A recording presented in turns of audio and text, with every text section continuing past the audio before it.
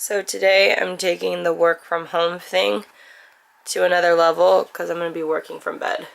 Tomorrow I have an important follow-up meeting.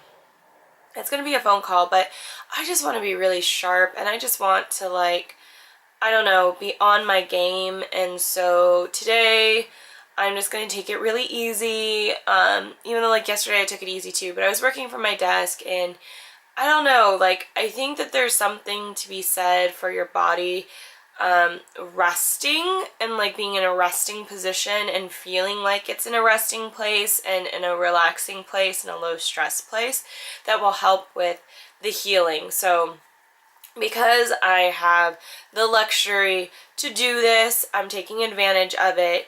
That's been something that I've been thinking about a lot this year, is sort of how we put this guilt on ourselves for the luxuries and blessings we have in our lives, because there's this awareness that there are others that don't have that.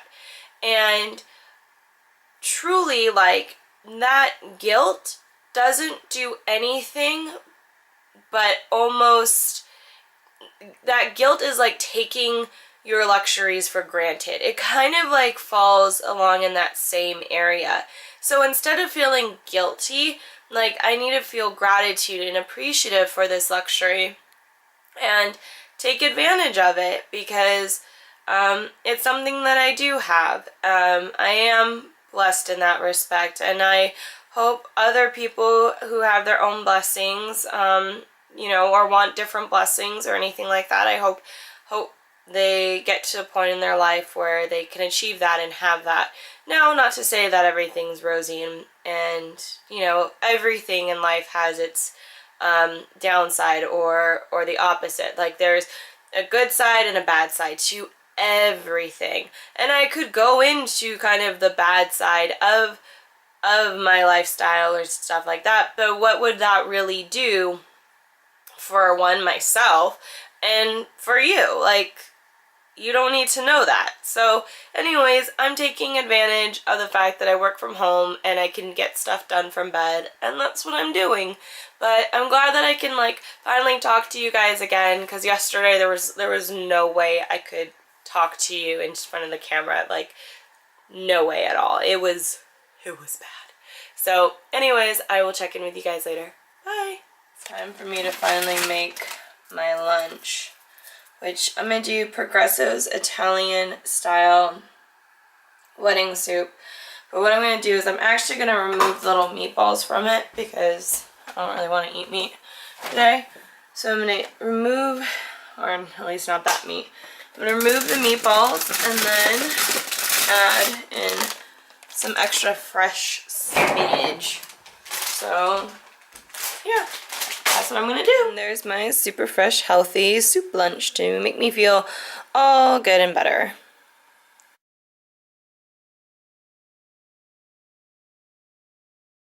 Well, this isn't fun, and what the hell does this mean?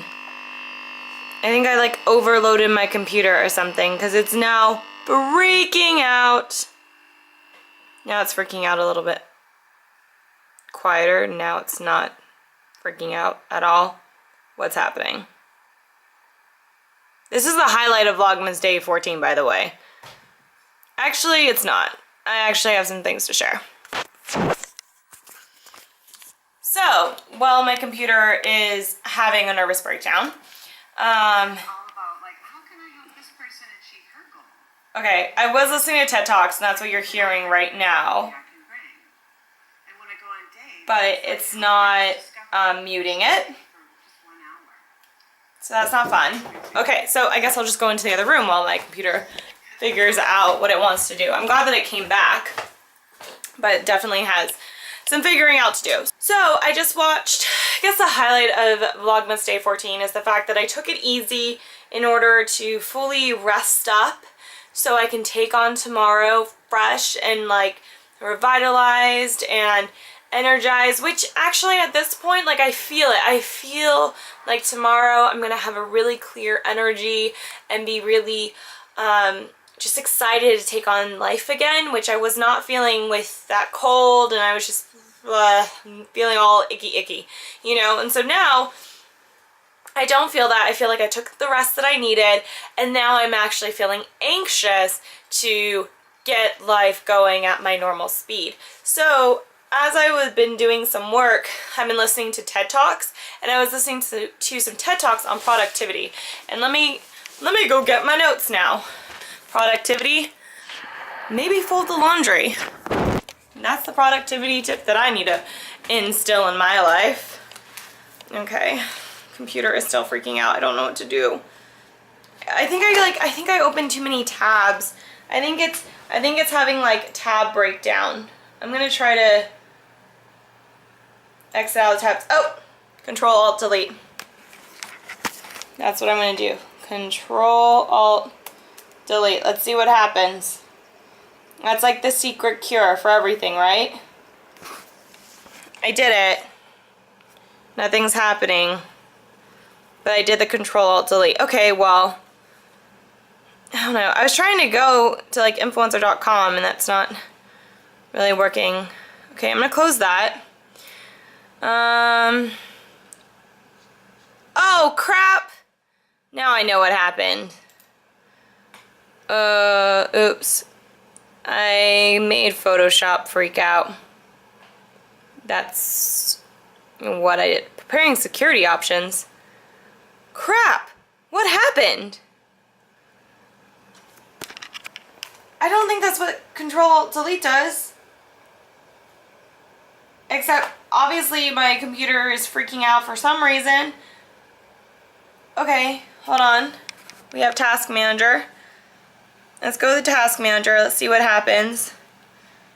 This is like so tense. So tense. Okay, yeah, I need to, wow, I ended up having my Photoshop do an action for, oh, thank God it was all under one folder. Yeah, I had my Photoshop do an action for about 152 items and have that be the open. So delete selection. Okay. Yeah. Alright. Alright. Yeah, isn't this a beautiful picture? This picture is by Birdman Photos. I'll include his Instagram down below. He's an awesome photographer with some hella good hustle, and I love Birdman. So, anyways, alright, I have my notes. Let's go over my notes on productivity. The first video that kind of set me on the video of self-help wormhole was Marie Forleo's video on consistency, and because I feel like I have an issue with consistency, and not, but then I realized I don't really have as hard of an issue with consistency as I used to. At this point, it's like I definitely wish that I could be consistent. The quality could be consistent instead of the execution be consistent, because I'm getting better at executing consistently, but I think my quality will sometimes fluctuate in order to achieve that consistency. But one step at a time, and that's actually one of the things that I learned. So to build consistency is be clear on the why. Be clear on why you're doing this. It's the driving force. Why do you want to be consistent at this certain action? Pick your battles. Our willpower to do things does wane at night, and also our willpower is something that gets fatigued. So the more battles you try to pick, or the more things that you're trying to overcome, the weaker your willpower will be to be consistent. So for me, I just wanted to get my consistency up in, say, posting every day. And so I wanted to make sure I was posting every day, regardless of maybe the quality not being as exceptional as I want it, as I would necessarily want it to be, but I'm being consistent. So now that I kind of have the consistency habit under wraps, now I need to do quality. So, and then the third thing is to schedule it and to build your life around whatever it is you want to be consistent on, and have it be a non-negotiable. So whatever you want to accomplish or achieve, make sure that your entire day is scheduled around that particular thing, not trying to shove it in your day, but to create your day around it. And lastly, ignore your feelings. And whew, that arm is getting tired. I can tell, like, because I haven't been working out, haven't been doing my yoga, I haven't been like lifting my little arm weights, like can feel myself being a little bit weaker than I normally am. But we're gonna get back into the grind and building up my muscles again. So anyways, the last thing is, yes, to ignore your feelings. And that just basically means, like, when your feelings are telling you, I don't want to do this, unless you're sick, honestly, you should continue doing it. And by sick, I mean like, but even not sick, because like yesterday, I was like really bad, guys. Like, I went through a box and a half of tissues. Like, that's how mucusy and gross I was yesterday. But I still managed to do a little bit something for Vlogmas, so that's kind of important. And I think that means, like, you know, ignore your feelings. Even though I wanted to like not do anything for Vlogmas at all, like I knew that I wanted to be consistent, so it's like, what can I do? What can I figure out? How can I make something and pull something together? Don't let perfection be the enemy of progress, basically. So the next one that I watched was a video with David Allen for a TED Talk. And I know David Allen wrote some other book that's supposed to be really good. Like that name I'm very familiar with in the self-help world, but I'm not really sure exactly what he did. But anyways, he has this whole thing on productivity. And one of the notes that I gained from him was, hold on, this is happening right now, by the way. Yes, Puppy's getting her belly rubbed. Oh, this is called multitasking, which is not something that I think David Allen, or no, that would be something that the other guy wouldn't recommend, but I'm multitasking. So anyways, David Allen was saying to be appropriately engaged, and that, like, his whole advice was to get everything out of your head and onto paper and put your to-do list on a piece of paper, so you can always like go to what your to-do list needs to be, but it's not something that you're constantly thinking about. And I actually have been practicing that more. I've been putting things into calendars, writing to-do lists, writing daily to-do lists, and trying not to keep it in here, because if you keep all your to-dos in your head, it does cause mental fatigue, and it eliminates space for creativity, and it eliminates space to be energized, to be productive in the things that you need to get done, because your mind is fatigued trying to keep track of everything you need to do. So, and his thing was flexibility trumps perfection, which is true. Like, you gotta be flexible, you have to change things. And what also he was saying to make like roadmaps for productivity, and one of the things was, what's your key areas of focus and accountability? What am I responsible for? Like what your job is. Don't try to take on things that aren't your job. You know, celebrate the people that do what they do well, and you do what you do well, but kind of like keep your eyes in your own lane.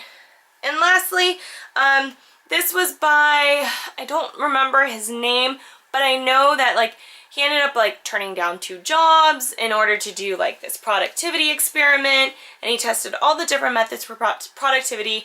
And if I can find all these videos that I watched, I'll link them down below. But he had like 5 major tips for productivity based on like every single productivity thing he did. It resulted in knowing the best and the worst of things, and here were the 5 best things you can do for productivity. And so number 1 was pick 3 things for the day that you want to accomplish. So by the end of the day, if you accomplish those 3 things, you've had an accomplished day, and those are the things you ultimately focus on, because basically it's just saying that we can only do 3 things effectively. And my arm's getting really, really tired. You know what? Ooh, but I don't know if you guys will see me if I go and put you over there.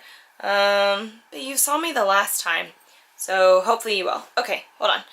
Do one thing at a time and be deliberate about it. And I've actually tried to really implement this into my life, because I am one of those annoying multitaskers. Like, I'll be doing 3 things at a time, and when you do that, you actually move a lot slower. And this was another thing that David Allen was saying as well, is that do one thing and be deliberate at it and focus on it, and then get it done, and then move on to the next thing. Because when you're doing multiple things, you're actually exhausting and expelling energy that that hinders your effectiveness and efficiency in getting your